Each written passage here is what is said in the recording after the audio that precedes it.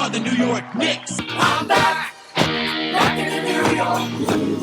Well, it's the Knicks. New York. We are the New York Knicks. New York. For this new season we're about to enter, the Knicks taking no shorts, it's like winter.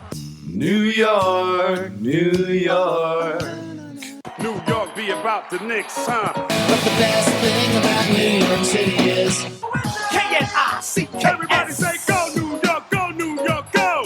Hey everybody, welcome to the New York Knicks podcast, episode 503, which also coincidentally is the amount of days between games the Knicks are going to play. We are part of the Lineups Podcast Network, the Big Heads Media Podcast Network, lineups.com, bigheadsmedia.com, and Dash Radio.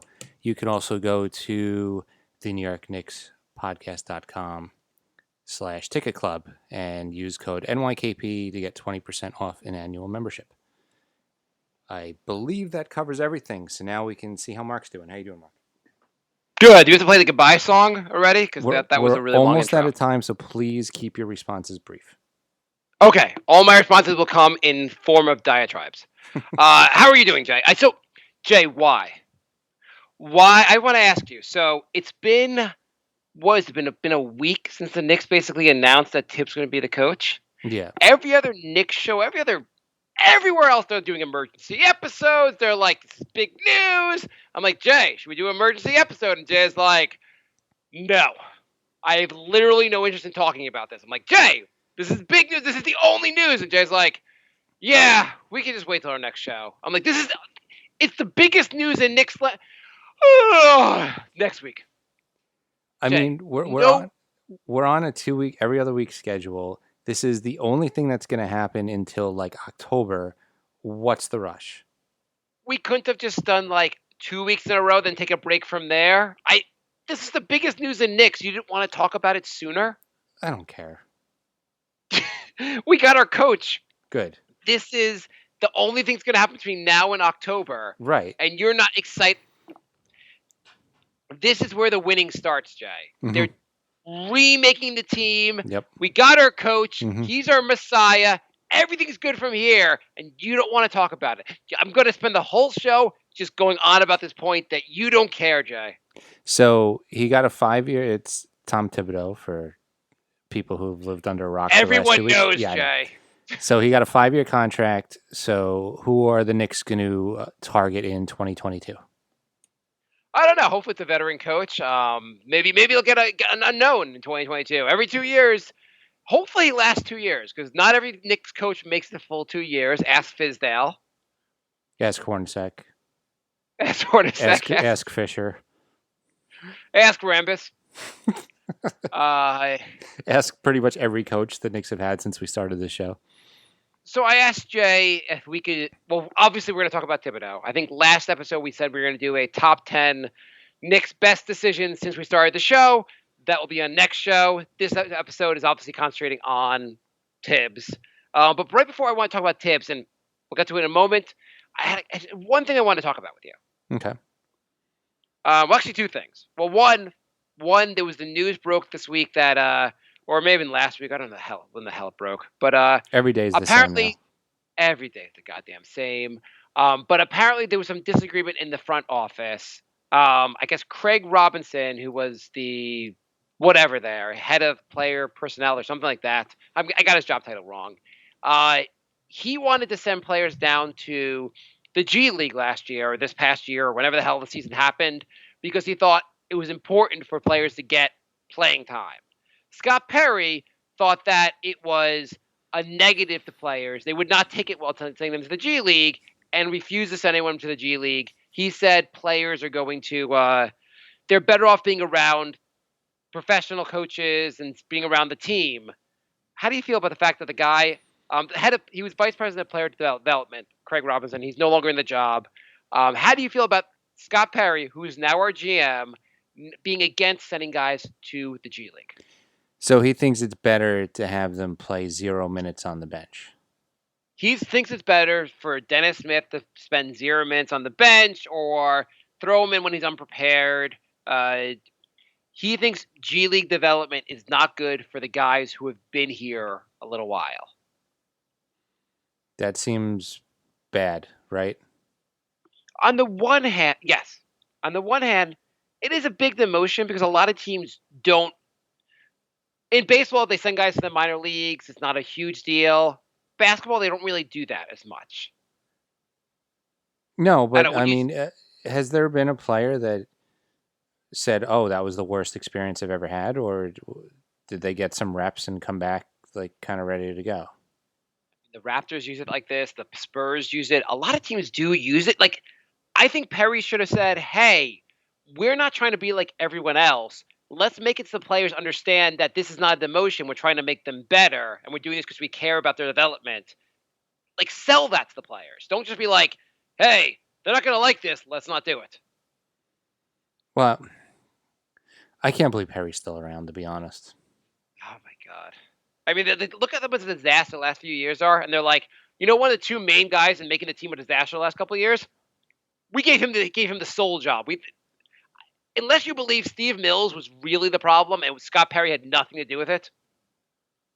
I don't believe that, for the record. Yeah. The other thing is, I've just I try to stay off Nick's Twitter. I don't go on that often. I was arguing with some people about stuff today because I was getting back into ready for the show. And the one thing there's certain things people say that drives me insane. And we share an account, by the way, so when one of us gets into an argument, the other person's phone blows up, so that's fun. I don't get alerts. Why do you have alerts from Twitter? I don't know. Just turn off the alerts. You don't get them. Like, I only know about Twitter when I go to Twitter.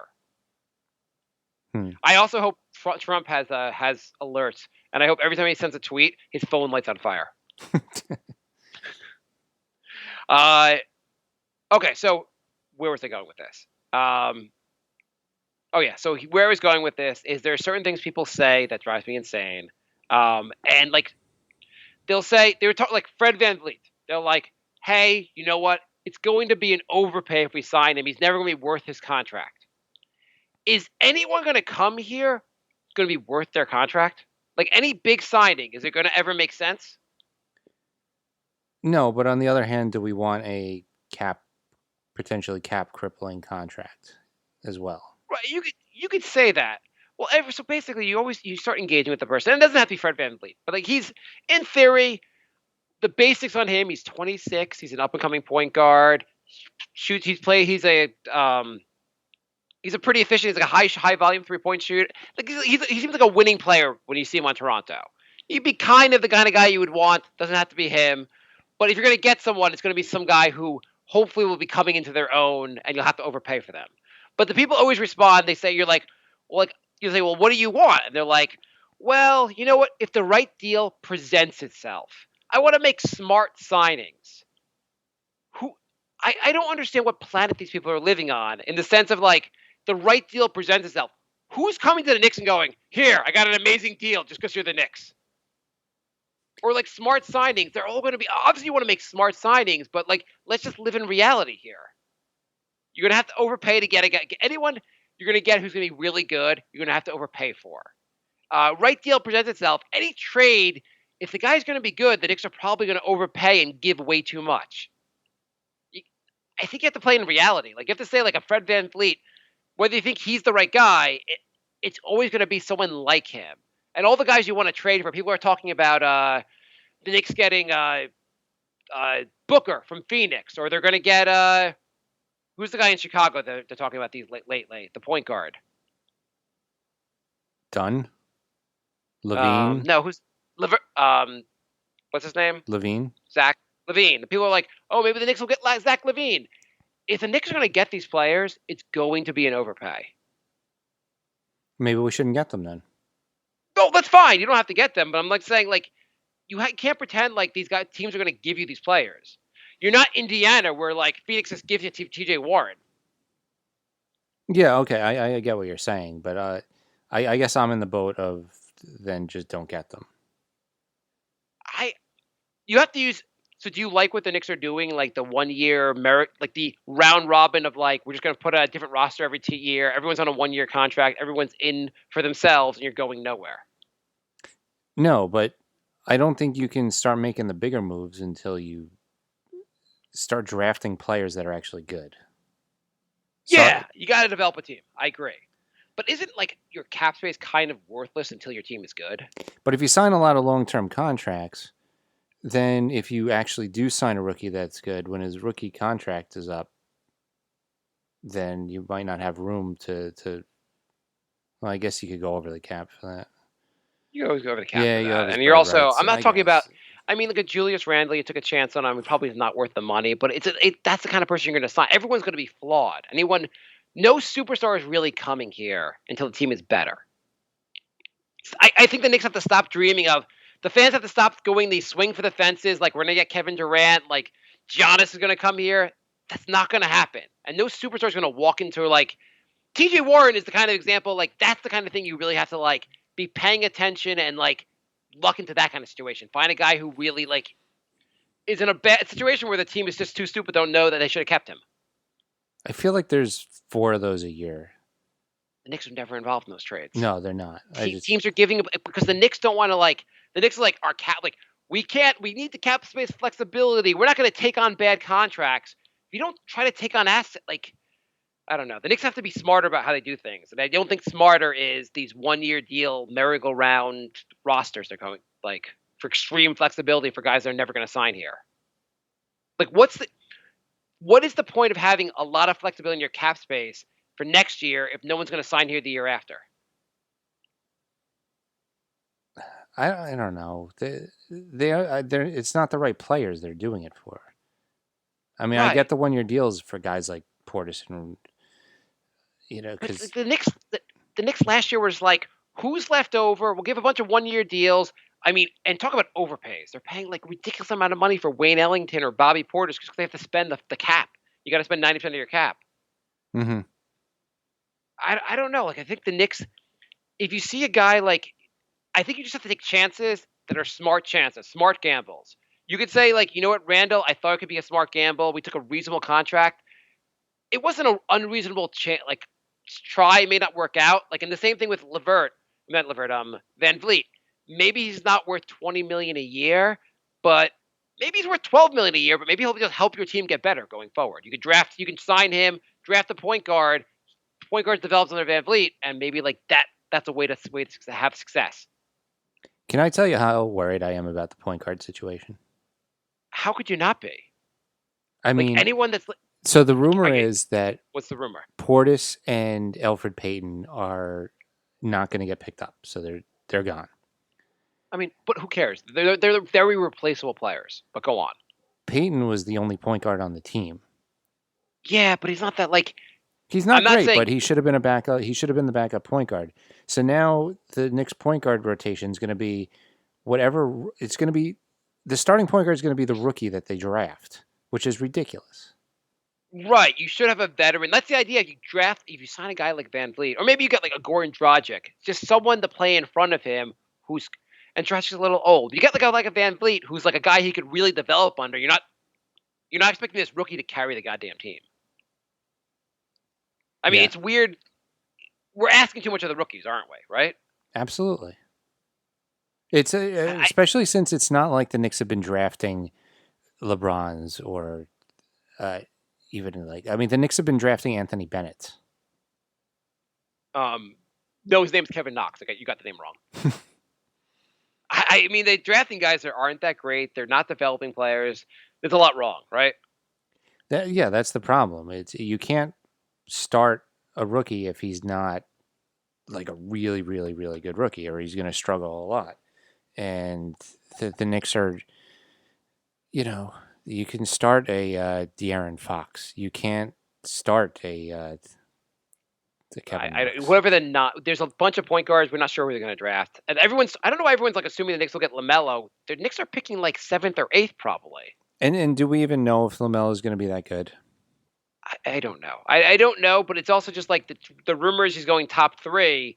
The Knicks have to basically win the lottery to get like the top 3. Like it seems unlikely. Yeah. But I mean, I don't think there's a guy in this year's draft that's supposed to be. There's going to be a really good player, but I don't think anybody knows who that is. Right. There'll be a Donovan Mitchell, but these are guys right now, as we know right now, they're all a bit of projects. Yeah, so the Knicks are going to have to get lucky in this draft, and to bank on luck and to have that be your only point guard scares the crap out of me. Well, I think the Knicks should do one of two things with their cap space this offseason. Go out and try to find. I'm just using Fred VanVleet. There's not that many good there's not many good free agents who are like 25, 26 who are worth an overpay. No, there's and not. especially at the point guard position. So like VanVleet, there aren't too many other guys. There's a good chance Toronto will give him a big contract, and he'll just go, "I enjoy winning. I don't need the extra $2 million to suck on the Knicks." Right. But a better. Maybe just go like, hey, we're going to use our cap space to get assets. There are a lot of teams that might be more cash strapped, might be preparing for next summer, made some moves. Use your cap space for once to get assets. And maybe you luck into a TJ Warren because the team was trying to unload because they're trying to – I think this wasn't Phoenix trying to unload like a Warren just to like clear cap space because they're retarded in Phoenix. I guess the Heat like just screws your head. Well, we've been saying that for like 2 years. Take on bad contracts with assets attached to it. Collect as many assets as you can, and hopefully some of those work out, and then you have a team.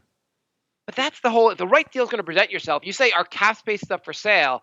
That's how the right deal presents itself. It's not going to be like some teams are going to call you up and go like, hey, Devin Booker, he seems pretty good, but we'll give you him for Frank.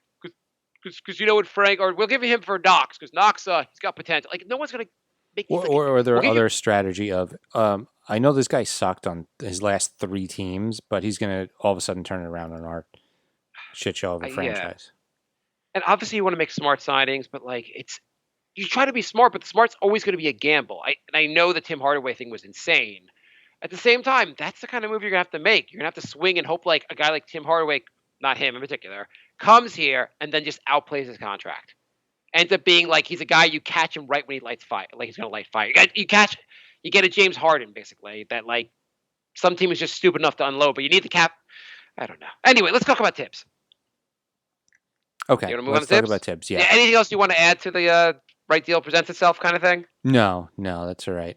I wrote an article on our website, the NewYorkKnicksPodcast.com, about the Knicks playoff odds under Thibodeau, so you can check that out. Oh, by the way, do you think the Knicks should keep swinging for the fences on stuff? No, I think they should be smart. Okay. But I also just hate when people say that. They say it, they never give examples. They're like, the right deal, or like being smart. You're like, okay, what's your smart move? Well, my smart move is what we just talked about, gathering assets. Use the cap space, gather assets, build through the draft. You're not, even if you get the best free agent out there, say Kawhi Leonard, he's like, all right, I'm going to come to you next season. The rest of the roster is garbage. It won't even be a playoff team. Yeah, I mean, so you can't get around. You got to do the work. Yeah, going through free agency isn't going to work unless you're going to sign like 6 guys who are all going to play for $10 million a year or something like that. And like that's not going to happen. A big 3 just going to sign with you, basically. Right. Yeah, you need a Miami Heat 2010 situation, or it's just not going to work. And really, any good deal, any player that's on it that we're going to trade for, the only assets we have are draft picks, which are really dumb to trade away at this point. And Barrett and Mitch, you don't have much. Like, you don't want to like just destroy the team to get like whatever player you want. Anyway, so Jay and even with the big 3, even with the big 3, the Heat drafted Wade. It's not like they got all 3 guys. Like they had drafted one of the 3. And they actually had some players on the roster also. They had drafted Mario Chalmers. Not that he's great, but he was a good, solid role player. They had Haslam.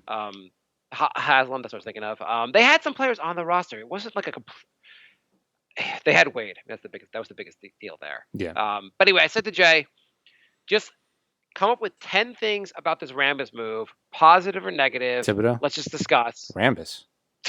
Oh my God. 10 things regarding, you didn't know they signed Rambis? They sneaked him in there. Thibodeau, let's just talk about Tibbs. And so Jay, how do you feel from 1 to 10 about this, by the way? Just forgetting, are you more on the positive side or more on the negative side with the Tibbs signing? I am more on the positive side. Holy, really? Yeah. I thought you would be super negative. No, okay, let's... I'm super negative about the roster, not about the coach. Okay, I think I'm not so sure about the front office. I'm not so sure about a lot of things. I think Tibbs was the right move.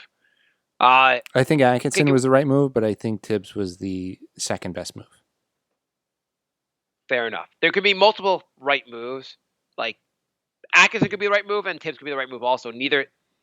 It's why did you think Atkinson was better move than Tibbs?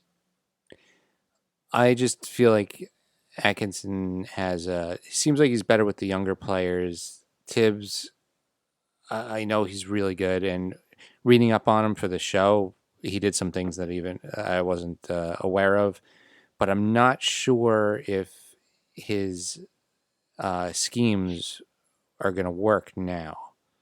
Like, Okay. I feel like the NBA's changed since his schemes were like really effective.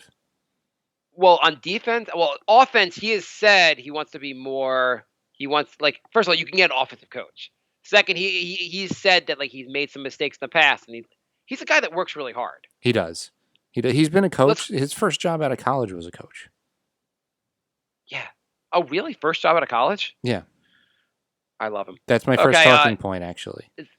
Okay, your first point is he's been basically coaching his whole working career. Is that what your point is? 2/3 of his life since 1981, he's been a coach. He was an assistant for the Spurs. He was assistant on the Knicks. 7 years. Yeah, and 5 of those were good years. And what coaching tree is he from? At least on the Knicks, Jeff Van Gundy. Yeah. Who do you want a coach to learn from? Jeff Van Gundy, one of the greatest coaches in Knicks history. Yeah.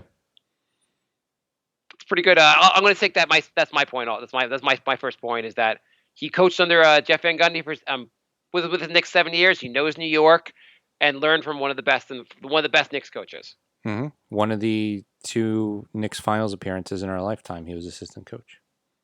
So if you want, go to my second point. You can jump on your second point in a second. If you think experience matters, he has, and this kind of builds on your point, he has a ton of experience as an assistant coach and as a coach. He was with the Bulls, obviously, Timberwolves. He's learned a lot through the years. I don't know. Do you like the idea of a guy who's going to try to learn how to coach, or do you like a guy that knows what he's doing on day one? Yeah, no, that's a good point. I had another resume thing on for my number 2. It was he had a then NBA record under the Knicks, holding 33 consecutive opponents under 100 points. That's pretty awesome. That was in the 2000-2001 season, and he also was assistant under the Celtics when they got Garnett that first year, and they were the number 1 defense in the league. So I want to read from his Wikipedia page because I thought it was interesting. This is part of one of my points, and this kind of builds on as a defensive coach, he helped the Houston Rockets rank among the top 5 in the league in scoring defense and field goal percentage from 2004 to 2007. He's helped his team to finish in the top 10 in team defense 15 times. He has coached in 214 playoff games as assistant coach, associate coach, and head coach. Also, he was part of the 99 NBA Finals as assistant coach with the Knicks before joining the Celtics, to whom he won the 2008 NBA Finals with, as well as helping guide them to the 2010 NBA Finals, serving as a defensive coach. In 2011, he was named the NBA Coach of the Year after leading the Bulls to a 62-win season. It's a pretty solid resume right there. It is. Also, when he took over the Bulls, previous season, the Bulls had almost the same roster under Vidi Del Negro. They won 41 games. They were a 500 team. He came in there, won 20 more games with basically the same roster. Yeah. So he has a very nice resume. I also want to just counter your point about development. All those guys in the Bulls were 20-somethings that developed under him. I mean, Derrick Rose, obviously an amazing amount of talent. He made him a better defensive player. Rose has said he was the first coach to actually truly buy into him and truly love him as a player, and he just loved playing for Tibbs. He got better basically under Tibbs. Yeah. Joakim Noah, people thought he was more of a role player. People thought he was more of people were not, no one thought Joakim Noah was defensive player of the year. They thought he was a defensive center that could be more of a sick guy off the bench.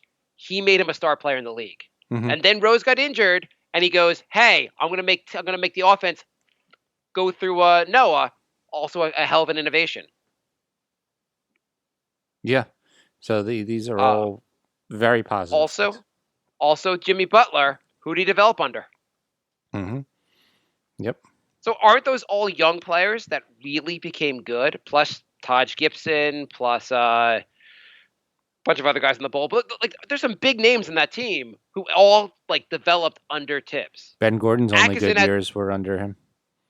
What do you say? Ben Gordon's only good years Oh. were under Tibbs. That's true too. And even like what's his name? Even though Towns and Wiggins, the Minnesota stop didn't work as well, he got them to the playoffs, and Wiggins and Towns play some of the best basketball under him. Yeah. I mean, since he left, basically, Towns has been a disaster on defense. At least he's playing great on offense, but like their team is horrible, and they had to ship Wiggins out of town.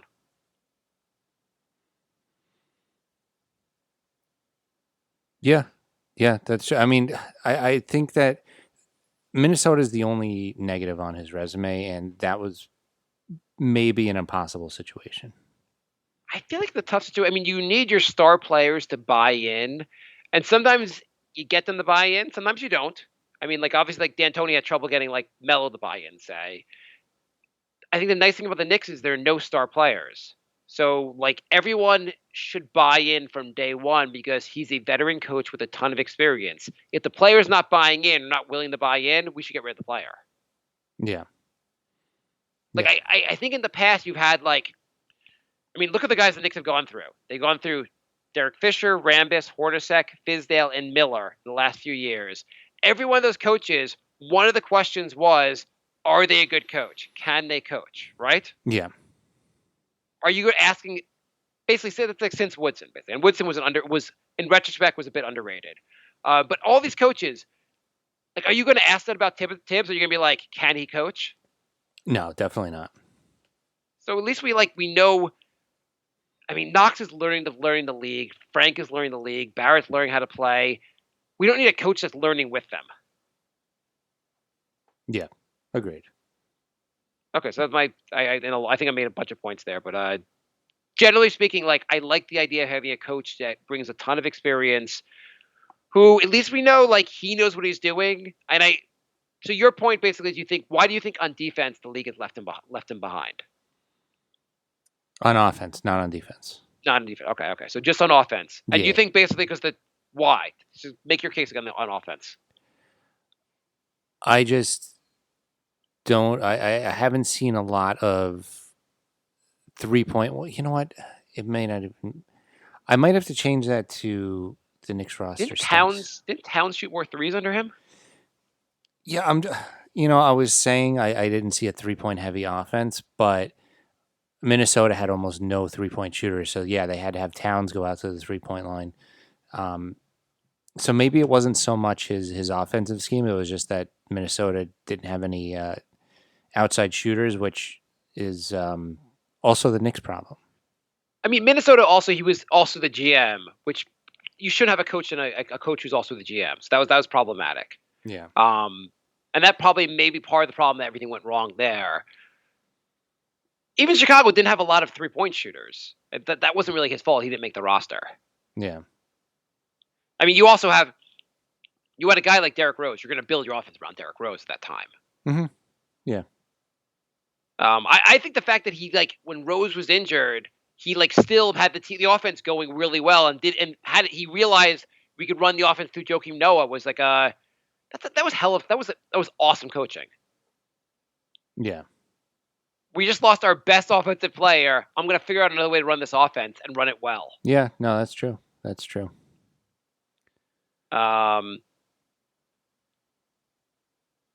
I was also going to add. Oh, go on. I was just going to move on to a next talking point. Yeah, go. Okay, so another thing that I'm not sure a lot of people know, he helped Yao Ming with his footwork. So that's pretty good. Yeah, that could be beneficial for Mitch. Maybe he's tall also. Maybe Mitch learned some post moves instead of just alley-oops, and that would help his offensive game tremendously. That would be awesome. I think, and I don't remember the exact story, but Kobe Bryant actually credits. He credited him for there was some advice that he got from Tibbs that he cherished basically. Mm-hmm. And I forget the exact what it was, but Kobe said. I mean, obviously Kobe would have been a great player either way, but he said Tibbs really helped him. Mm-hmm. I want to say about Tibbs also. He seems like a guy.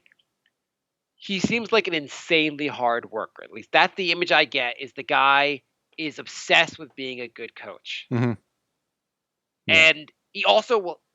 I think he's someone that probably. I bet he has a chip on his shoulder from Minnesota. He wants to do it even better. He used to be with the Knicks as an assistant coach. He's very happy to be here, and he's a chip on his shoulder, and he works really hard. Those are the kind of things you want from a coach. Yeah, and even though they'll probably fire him after 2, the 5-year contract takes pressure off of Tibbs because he's like, Everyone gets a 5. Yeah, everyone gets a 5-year contract, so I don't from think the you should stress about that. From the Knicks. From the Knicks, yeah. I mean, other teams maybe not, but the Knicks give you 5 years, so you can be paid for the 3 years you're not working there anymore. He will work 5 years within those 2 years. Yeah. I'm excited for. I wanted Tibbs earlier on when we hired. I guess when we hired Fizz, maybe, or I forget when I wanted him. But I'm very excited. The more I've thought about them, I'm just very excited to have. Besides Atkinson, is there anyone else you really wanted? No, and I'm really glad we didn't go for somebody like Mark Jackson. Yeah, and I also think Atkinson. Like I liked him. I would have been happy with him. I've talked about being a fan of his, but he doesn't have as much experience as Tibbs. He's developed some players for the Nets. The more of like you thought about the guys that Tibbs has developed, I don't know. Atkinson would have been a fine point choice, but this is also a very, very fine choice. Yeah. So I was going to say also, generally speaking, people say most players that played under Tibbs rave about him. And even guys that weren't fans of him even when they played, have later on said, I actually would like, I'm great. Like they actually spoke afterwards. They're like, you know what, Tibbs was a great coach. Whatever I said then, he was a great coach. Right. And I don't think people say that. Basically, I do think there's a certain amount of like people really respect him. What's your next point? Actually, we worked in a couple of them. I know. He seems like a guy also that they say that he works guys really hard in practice. The Knicks need guys that work. The Knicks need to be worked really hard in practice. Yep. I don't need like players like going like practice is fun. We're a family. I want guys to be like, this is really hard. Well, then maybe they'll learn something. Because one of our talking points was that we have no idea what's going on in the Knicks practice because they don't seem to be improving at anything the entire season. They don't seem prepared. They seem to just like throw games. Sometimes they just don't seem at all prepared for their opponent. I cannot see Tibbs not at least try. I cannot see Tibbs not being prepared for an opponent. Yeah. I remember and I guess Fizz is, I think of all the examples, Fizz was doing things with a team like, I'm taking guys to playoff games. I'm making sure like Patrick Ewing and LeBron and all these great players will will speak to the team, like motivational stuff. When it comes down to like teach them how to play the goddamn game. Yep.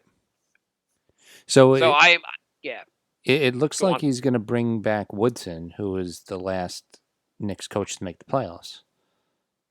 So Miller's supposed to stay on also? Am I correct about that? Allegedly. We will see. So let's just say, is there any concern that Woodson and Miller, former coaches, are staying on? Like, do you worry about the power structure?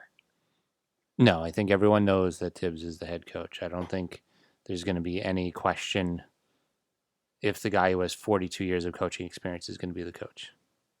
Yeah, that's why the experience helps. I like that. So, elephant in the room, has to be on your list. The amount of minutes. People say he broke Joakim Noah, or he worked these guys. Rose would have been injured if he wasn't playing 42 minutes a night. What's your thought Deng on is the biggest argument for that. Well, who's the biggest argument for that? Luol Deng. Noah? Luol Deng, yes. Yeah, who also a guy, I don't know how much he developed him, but Deng had his best years in Chicago, so. He also played league-leading minutes every single year. But you know what? A lot of you look at all the great players, they all play a ton of minutes. Yeah. I'm not as worried about that because I don't know if there's any player on the roster who's going to want to play 45 minutes a game. I mean, don't we also complain about playing time for guys or that the rotation not being tight? He's all about a tight rotation and guys playing a lot of minutes. So if you're in if you're in with him, like if Knox, he thinks Knox is good, Knox will play a bunch of minutes. We'll find out if he's really good. If Knox is not good, he just won't get the playing time. Yeah. You have to he's going to have a tight rotation. Not going to be like. I mean, I guess it might be hard to have a tight rotation with how weird this team will probably be next year. But like in theory, the guys who are good are going to play. Yeah. So how worried are you about the 42-minute thing, I guess? I'm not very worried. I think it's overblown. I mean, Van Gundy has also talked about the fact that he liked to play guys with a lot of minutes, and he thinks the whole players are too soft these days anyway. Yeah. Yeah, I'd agree. I'd agree with that. Yeah. You think with all the modern medicine and training facilities that they'd be able to play more minutes than they used to. And guys just get injured. I mean, like, injuries just happen. Some of them are just freak injuries. You can't always blame the minutes. Yeah. But I'd like to, if he's into Mitch, and Mitch plays 35 minutes a night, I think all the fans be happy. Yeah. If Barrett plays 35, 40 minutes, I think no one's going to complain. No. So I do like also, like, you're going to know from, first of all, Mitch, obviously a defensive player. You feel like he'd be a kind of guy that Tibbs would want to develop.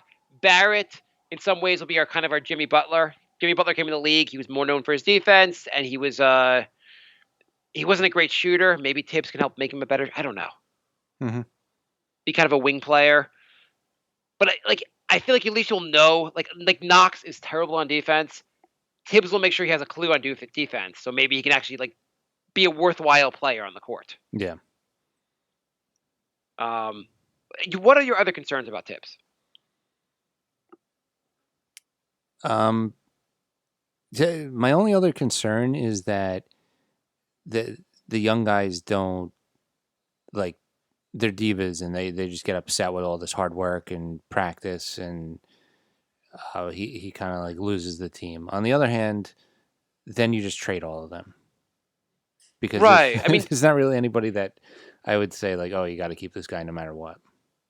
Aren't you going to be like, if any player doesn't like the hard work, do you really want to build around that guy? Right. By the way, we got corrected on Trier. We were wondering why he was gone.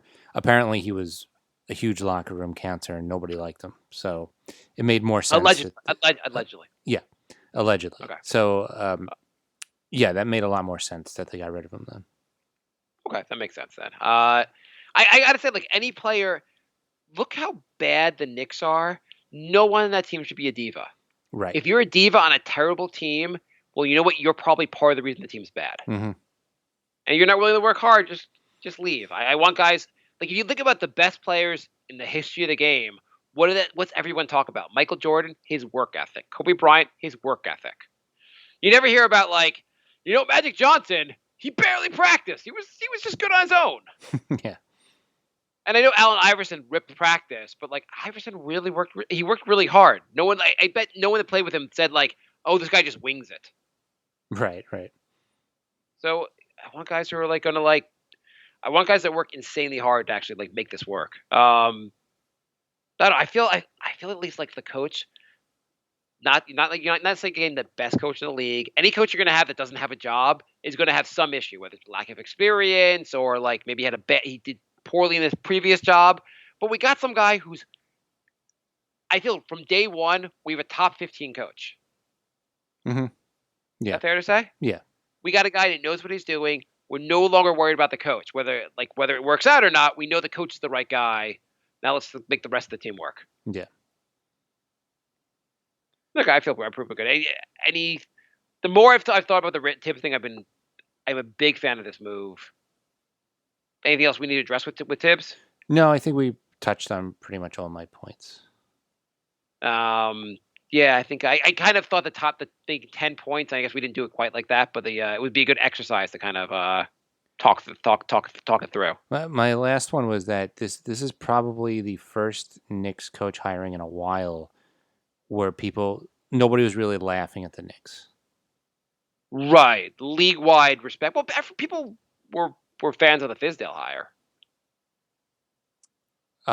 Yeah. Fizdale, I don't know. I guess he's just a smooth talker.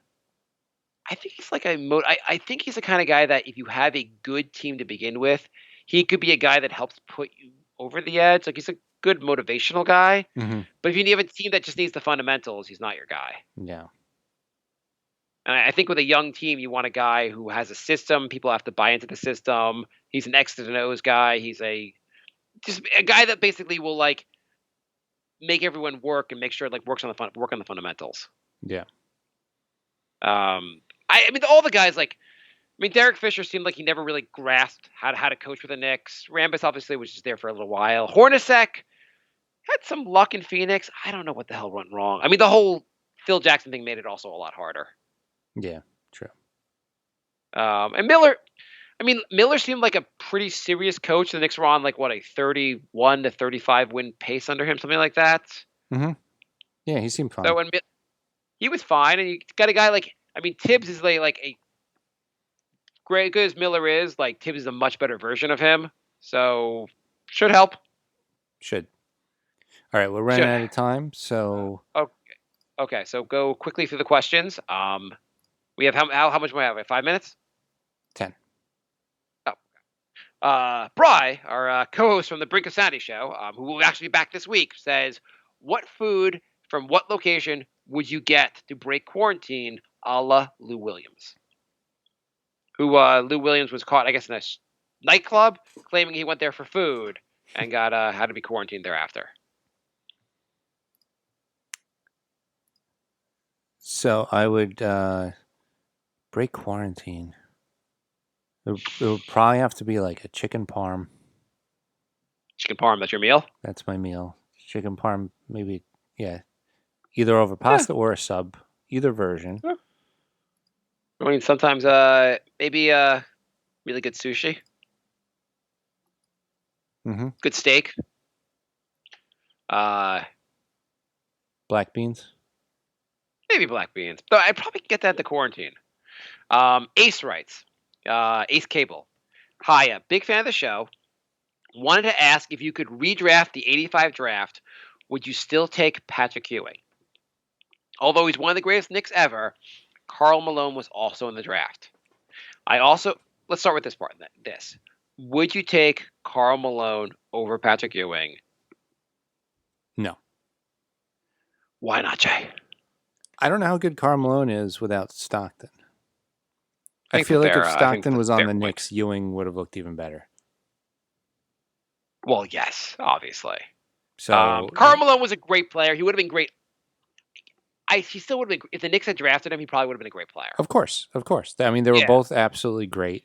I just feel like, I don't know. I love Ewing, and I don't really have any negatives to say about him. I just feel like if his supporting cast was better, he would have been. Absolutely. I don't think Malone is that much better or better at all. That I would rather him. Yeah, it wasn't like Patrick Ewing didn't hold us back from winning. It was the lack of a supporting cast. Mm-hmm. But it's an interesting question though. Yeah. I also wanted to ask if it's possible we've all underestimated how good of a job Mike Miller has done. The whole league talked about how amazing Fizdale was, and Miller did a better job than him with a roster with the same roster. Do you think people have underestimated how good of a job Miller did? I think so. It was a terrible, terrible roster. They looked just bad and not terrible under Miller, which is a huge accomplishment. I want to say that as much as that's great, I also think we've or maybe underestimated how bad of a coach Fizdale was. I think Fizdale just was a crap coach. I mean, again, I think he could be good for a good team. For this team that needed a direction and fundamentals, he just was not. He got the work. Like he took the sum of the parts and made it worse. I think he was in over his head. I think he's in over his head. I think Miller. He's probably a very solid assistant coach. I think Miller just did he just had the team more prepared. Miller did a fine job, but it's also I think the roster. There's enough talent on this team that they could win like a 31 win pace. It's not insane. Mm-hmm. I don't think he got them to play amazing basketball to get them on a 31 win pace. It's really more that how the hell were they so bad under Fizdale? Yeah. Finally, do you think the Knicks should consider retiring the jerseys of Melo, Stat, and Bernard King? Thanks a lot and stay safe. No. To all three? To Go, all go, go. three. Okay. I mean, start. Tell definitely three. not Melo and Stat. Do you know how long King was here? He was barely here also. Yeah, I know. He was just like 3 years. Yeah. He had some great years as a Knick. I think you want to have the bar a little bit higher than these guys. Yeah. Melo, like the team, like the fans were begging to trade him at the end. Stat, like some of the best Knicks' best moments when he was here were when he was like injured and they could play without him. Yeah. I mean that one year when they won 54 wins, like the best part of the season was when he was injured. No, nothing against him. Him and Melo just didn't fit very well together. Yeah. I think you're really lowering the bar for retiring. They're all fine players, but like it's kind of sad for us to be like, are these the guys we should retire? Right. Would you retire John Starks? Maybe. I mean, I guess he was like the second best guy in the 90s. Yeah. I mean, he's obviously not as good as these players, but like he had like in some ways like better years for the Knicks. Yeah. Is it Um, depressing? yeah, it's all depressing when you go through it. Emails? Yeah, you got the Facebook email we did? You got that? The Facebook email? Yeah, on I just did that one. Oh, that was the one you did? Okay. That was the one. Yeah. Okay. Oh, and Peter wrote just a Pete, sometimes guest on the Brink show wrote, and sometimes I think he's been on the show also. I can't remember actually. He wrote, any thoughts on Tibbs? He's asked basically about Tibbs, so we kind of covered that already. Mhm. Well, do we have any emails, direct emails? Yeah, Mr. C writes, "Hey guys, I'm really happy we got Tibbs. He has a winning mentality, which is what we need the most after so many years of losing. He is not Jason Kidd. That's a very good point. Anyway, Yes. my question is, Tibbs has signed Derrick Rose everywhere he has gone. How would you feel if he brought Derrick Rose back to the Knicks? Love the show. Thank you, Mr. C." I wouldn't be like, he's a very good offensive player. The issue with Rose in many ways was his defense, but he played the best defense of his career under Tibbs, so not totally against that. What do you think? I would rather not see him back. I feel like that in Minnesota was a fluke when he was healthy, and let's not tempt fate by signing an injury-prone player late into his career. Yeah, I wouldn't want to give him big money. He's not really it's more like if you want to bring a vet. If you're going to bring a vet, would you rather bring Derrick Rose or Melo? Probably Derrick Rose. Yeah. I mean, you already know Tibbs can coach Derrick Rose. You don't know if Tibbs can coach Melo. Correct. By the way, Tibbs' winning percentage, including like his down years in Minnesota, is 589. Yeah. Pretty goddamn good. Yeah. Last email, Jorge writes, "Thoughts on going for young stars like Zach LaVine and Aaron Gordon?" And he attached a picture that we might like, which is Hardaway Jr., Trey Burke, and Porzingis all holding Mavs jerseys. And it's showing a stat line where Hardaway had 24, 5, and 3, Burke had 31, 1, and 6, and Porzingis had 39, 16, and 2. Thank you. Thank you so much for that. I mean, that trade was colossally stupid. So is Aaron Gordon going to be a free agent anytime soon? I don't know, but Orlando has like 35 power forwards, so maybe they don't need him or want him. Well, is Aaron Gordon he's that good? I don't know. Aaron Gordon has 2 more years. He's a pretty solid player. He's one of the best players in that team, and he's youngish. Why in God's name would they give him away to the Knicks? Well, like I said, and they have so many other guys on. But he's one of the best players in the team. Why would you trade him for nothing? I don't know if you think you'd rather play a guy who plays the same position for a rookie deal rather than an expensive one. Save that money for something else. Let's say Orlando wants to get rid of him. Are they going to want a lot from the Knicks? The Knicks don't have anything, so I don't know. Are you going to gut your team for Aaron Gordon? Or are you going to gut your team for Zach LaVine? No, especially not Zach LaVine. Well, these are the guys you're gonna have to gut your team to get those players. That's what I don't understand. Like why people are like, are they not gonna say we want Barrett, we want your first round pick, and like anyone just looking at that without a bias would be like, oh, that's a reasonable offer. That's a reasonable thing for them to ask for. Right, but yeah, the Knicks should not do that. And those teams are already like, I mean, Orlando's mediocre with Gordon. Chicago's terrible with Levine. Why would you think that these are the guys we need to build around? I mean, not that you can't find a guy on a bad team. Obviously, like T.J. Warren Phoenix was garbage with him, and they obviously looks pretty darn good with Indiana. But it's not often that like a team. You have to find a dysfunctional team. There aren't that many dysfunctional. Like call Phoenix, find out what they'll do with you. They're dysfunctional. Maybe you can get someone from them. Yeah, pretty much. You got to find dysfunctional teams that'll make dumb trades with you. Really. All right, so that's pretty much our time. Did you have anything else you wanted to? We have like 2 minutes. I had something I was going to say, but I forget what it was. Is there anyone else the Knicks should be targeting, you feel like? I really feel like they should just be scouting everybody in the draft and have 8 different plans depending on who gets drafted when. I feel like this is like the most important draft in I don't know how long. Since last draft, I guess. At least last draft you knew they were going to take Barrett. Yeah, they can't mess this one up. Every time you mess up a draft, you set the team back. Like Yeah. if you want to move forward, the draft is huge. And also just scout other teams and try to find guys who are like pretty good that maybe they'll do better in another system, I guess. Just develop a network of spies. Spy on everything. Spy on every league, spy on every team, spy on everybody who's playing basketball. The idea that star players are going to sign here anytime soon is absurd, though. Like, Exactly. Do you think the Knicks overvalue their cap flexibility?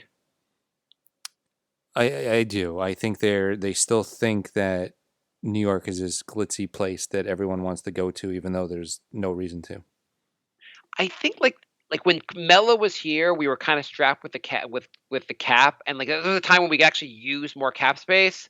And I think everyone's has like PTSD from then, and they can't get over the fact like the cap is not as worth as much when your roster sucks. Right. Exactly. The other thing is the last point. I keep seeing like, do you want the Knicks to try to trade Randall, or do you just say like Randall's on the team next year? Let's try to make it work. It depends what deal is. I'm not sold either way. If you got a good deal, trade him. If you don't have anything that's worth it, keep him. Okay, it's always got a good deal. Obviously, if I'm Kawhi for him. No, not a steal. Just like something where you're like, oh, let's take a look at this guy instead. Not like basically an even deal is fine. Just don't get ripped off. You're probably going to get ripped off. Also, the rest of the league is like, this guy's not working out on one of the worst teams in the NBA. One of the worst teams in the last 20 years in the NBA. The guy's not working out. We're going to really go all in. We're going to overpay for the guy. We're going to even give you a fair value for him. I think they should, yeah. I would like to see also what Tibbs could do with Randall.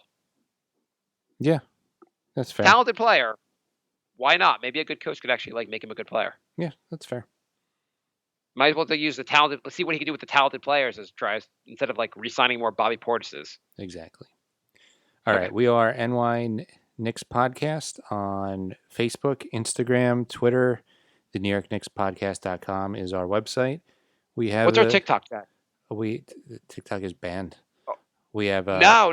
Microsoft is buying TikTok, so we're good. Oh, good. Jay, what's our TikTok? Are we going on TikTok? I'm not. You could. Come on. Put the Knicks. Put it on TikTok. We'll blow up on TikTok. We are NY Knicks Podcast on Patreon. TikTok. And we have a few Knicks Podcast T-shirts left, so you could go to the New York Knicks Podcast.com and check those out. How many T-shirts do you have left? I think around 7 or 8. If we sell 4 of the T-shirts before the next show, will you make a New York Knicks Podcast TikTok? No, but you could. Pinterest? I'll figure out what Pinterest is, yes. Pornhub? All right. Thanks for listening, everybody. We will be back in 2 weeks. Bye, bye, love. Goodbye, everybody. It's all over. It's time to go. This is the end. Say goodbye. You better go away. I'm gonna leave you. It's the end. Goodbye. Goodbye. Just leave me alone. Feels so good to say